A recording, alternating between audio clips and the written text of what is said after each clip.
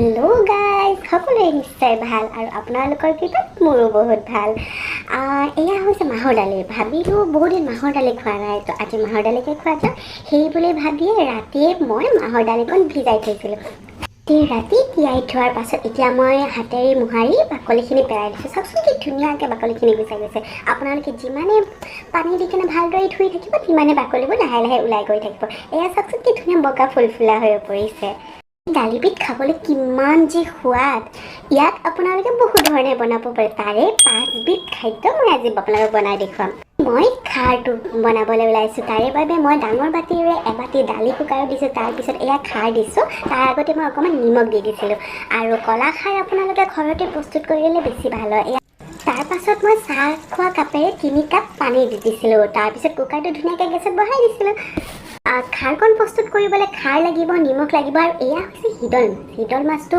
Actually মোৰ গাঁৱৰ আইতাই মাছেৰে আপোনাৰ মান কচুৰে খুন্দি তেনেকৈ বনাই দিছিলে খাবলৈ খুব টেষ্টি হয় ইয়াৰ চাটনিও ভাল লাগে আৰু এয়া হৈছে জালুক আৰু লাগিব লং অকণমান ইলাইচি আৰু দালচিনি আৰু এয়া হৈছে নহৰু আৰু এয়া হৈছে জলকীয়া তো এইখিনি হ'লে হৈ যাব খাৰৰ কাৰণে তো প্ৰথমতে মই দালচিনি ইলাইচি আৰু আপোনাৰ লং কেইটা অকণমান টাৱা গৰম কৰি লৈছোঁ তেতিয়া মানে কি হয় খুন্দিবৰ কাৰণে পটককৈ খুন্দা যায় আৰু ফ্লেভাৰটো খুব ধুনীয়া আহে এয়া চব মই খুন্দি কেনে লৈছিলোঁ তাৰ পাছত মই যিখিনি নহৰু আৰু জলকীয়া লৈছিলোঁ সেইখিনি মই দিছোঁ তো দুটুক তেল দি কেনে মই পিচি লোৱা নহৰু আৰু জলকীয়াখিনি তাত দি কেনে অকণমান ভাজি লৈছিলোঁ তাৰপিছত মই হিদলখিনি দি কেনে ভালদৰে হেতাৰে ভাজি লৈছিলোঁ অকণমান সময় আৰু তাৰপিছত মই তাত খাৰ দি দিছিলোঁ খাৰ দিয়াৰ লগে লগে অকণমান ফেন উঠিছে দেখিছেনে গোন্ধটো যে ইমান ধুনীয়া ওলাইছে ন হিদলৰ তাৰপিছত মই যিখিনি মই বইল কৰি লৈছিলোঁ মাটিমাহখিনি সেইখিনি তাত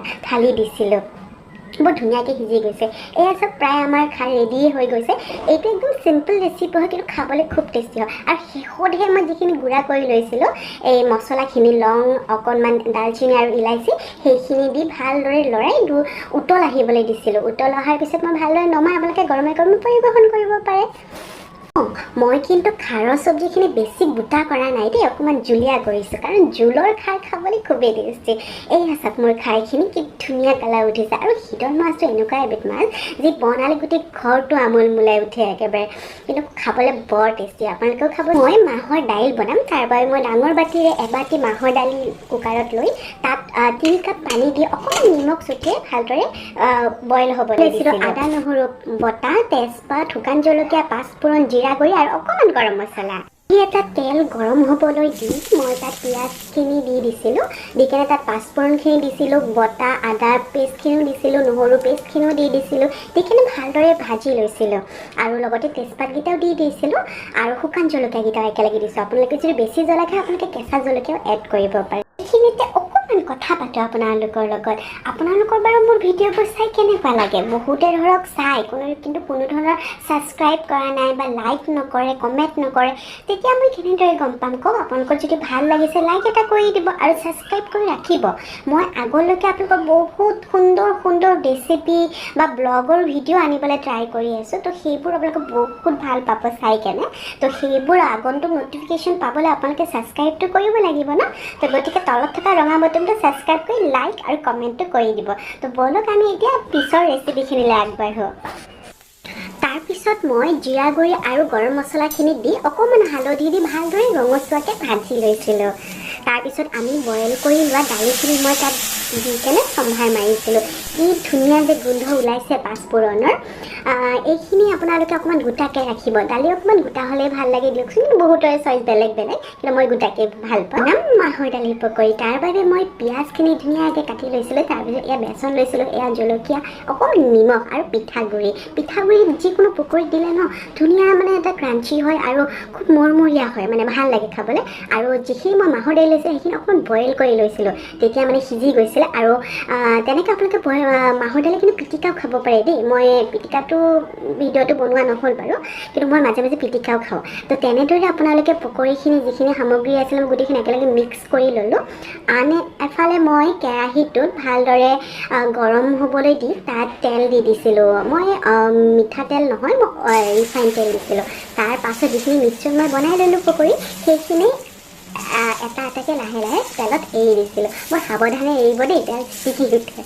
তো মোৰো ভয় লাগে, কিন্তু তথাপিও আৰু ৰান্ধনি হৈ দিয়কচোন, বনাবতো লাগিবই।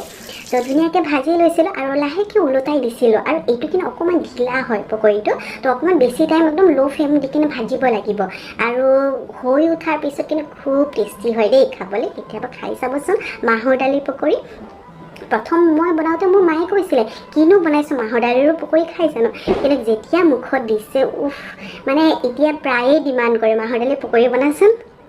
তো আপোনালোকে খাব, খুব টেষ্টি হয়। এয়া চাওকচোন মোৰ য়ামি পকৰাখিনি ৰেডি হৈ গৈছে। দেখোঁতেই দেখিছে কিমান ধুনীয়া ডিলিচিয়াছ হৈছে, আৰু খাবলৈ একেবাৰে যিটো মই পিঠাগুড়ি দিছিলোঁ ন, তাৰে একদম পূৰা মচমচীয়া হৈছে। খাই চাবচোন। এতিয়া বনাবলৈ ওলাইছোঁ ঔটেঙাৰে মাহৰ দালি। যিসকলে মোৰ চেনেলটো ছাবস্ক্ৰাইব কৰে প্লিজ ছাবস্ক্ৰাইব কৰি লওক। ঔটেঙাখিনি দীঘল দীঘলকৈ কাটি ল'লোঁ। এতিয়া মই ডাঙৰ বাতিৰে একাপ মাহৰ দাইল কুকাৰত দি তাত অকণমান নিমখ ছটিয়াই আৰু জোখ অনুযায়ী আপোনালোকে 3 কাপমান তাত পানী দি কেনে ভালদৰে ঢাকোন মাৰি গেছত বহুৱাই আপোনালোকে 4-5টা চিটি মাৰিব, ধুনীয়াকৈ গলি উঠিব। আৰু মছলা হিচাপে মই আদা নহৰুখিনি অকণমান টুকুৰা টুকুৰকৈ কাটিছিলোঁ, পেষ্ট বনাই লোৱা নাই। তাৰপিছত জলকীয়া গুড়ি, জিৰা গুড়ি আৰু গোটা জিৰা, পিঁয়াজ, শুকান জলকীয়া আৰু 3 কিলা তেজপাত লৈছিলোঁ। কেৰাহীত সৰিয়হ তেলখিনি গৰম হোৱাৰ পিছত তাত পিঁয়াজখিনি দি তাত তেজপাত 3 কিলাও দিলোঁ। লগতে মই জলকীয়া, শুকান জলকীয়া কেইপাতো দিলোঁ। আপোনালোকে যদি বেছিকৈ জলকীয়া খায় তেনেহ'লে কেঁচা জলকীয়াও এড কৰিব পাৰে। লগতে মই নহৰুখিনি আৰু আদাখিনি একেলগে দি ভালদৰে ৰঙচুৱাকৈ ভাজি লৈছোঁ। মই গোটা জিৰা কেইটাও দি দিছোঁ, একেলগে ভাজি লৈছোঁ। আৰু আপোনালোকে যদি বিচাৰে ইয়াতে মছলা বেছিকৈ এড কৰিব পাৰে, যেনেকুৱা আপোনালোকে ধনিয়া গুড়ি এড কৰিব পাৰে, কিন্তু মই এইবোৰ এড কৰা নাই। মই চিম্পল হিচাপে বনাইছোঁ। মই ইয়াত অকণলি জিৰা গুড়ি অকণমান, জিৰা গুড়ি, গৰম মছলা আৰু অকণমান হালধি পাউডাৰ দি ভালদৰে ভাজি লৈছিলোঁ। তাৰপিছত যিখিনি মই বইল কৰি লৈছিলোঁ সেইখিনি তাত মই ঢালি দিছিলোঁ। মই বইল কৰাতে হালধি নিদিওঁ, কাৰণ গোটেই কুকাৰটো হালধীয়া হৈ যায়। গতিকে মই ভাজোঁতে যিখিনি মছলা তৈয়াৰ কৰোঁ তাতে কৰোঁতে মই দিওঁ। এয়া চাওক, এনেদৰে দিয়াৰ পাছত চম্ভাৰ মৰাৰ পাছত ভালদৰে উতলিবলৈ দিব। তাৰপিছত আমাৰ দালিখিনি ৰেডি হৈ যাব। এয়া চাওক, টেঙাৰে মাহৰ দালি, কি যে সোৱাদ।